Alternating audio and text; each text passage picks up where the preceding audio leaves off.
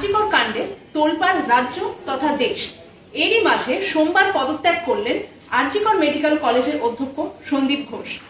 তিনি জানান, কোনো চাপ নেই, আমি স্বেচ্ছায় পদত্যাগ করছি। এই অপমান নিতে পারছি না। আমার মুখে কথা বসিয়ে রাজনৈতিক খেলা চলছে, এমনটাই বিস্ফোরক মন্তব্য সন্দীপ ঘোষের। তবে তার মৌখিক পদত্যাগ মানতে নারাজ আন্দোলনরত ছাত্রছাত্রী ও জুনিয়র চিকিৎসকরা। তাদের দাবি, লিখিতভাবে পদত্যাগ করতে হবে সন্দীপ ঘোষকে। পাশাপাশি আরো একটি খবরের দিকে আমরা নজর রাখবো। আরজিকর কাণ্ডে 4 জন ডাক্তারকে তলব করা হয়েছে।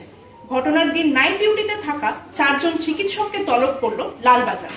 গত বৃহস্পতিবারের ঘটনার তদন্তে নেমে লালবাজারে তলব করা হলো একজন ইন্টার্ন, একজন হাউস স্টাফ সহ 2 জন চেস্ট মেডিসিনের ডাক্তারকে। জানা যায়, ঘটনার দিন নাইট ডিউটিতে নির্যাতিতার সঙ্গে সেমিনার রুমে ডিনার করেন ওই 4 জন ডাক্তার।